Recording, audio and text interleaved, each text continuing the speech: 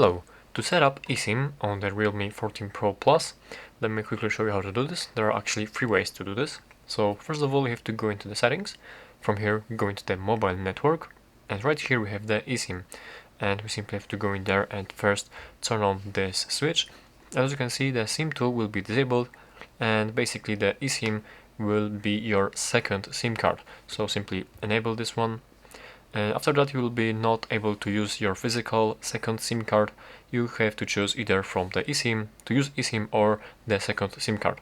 But yeah, you simply have to turn this one on and then press add eSIM. After you do this, you have to go into setup an eSIM, wait for the information and network information to check, and here we have three options to do this.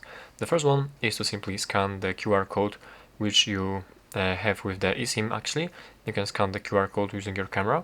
You can also enter the activation code right here, and here you can see that the code looks like this, starts with this phrases like this. And also, if you don't have the code, you can actually, sometimes you can also scan using the photo. So you simply select this one, and from here, from your device, you have to select picture with the QR code to scan. And if there are some problems with this eSIM activation, here you can go to try these troubleshooting steps, and here you can enter it manually, enter the code manually, try inserting a standard SIM, and also here's the option to see EID number if the customer service is representative and can use the EID number to help you with the activation, as you can see. So yeah, that would be it. Thank you for watching.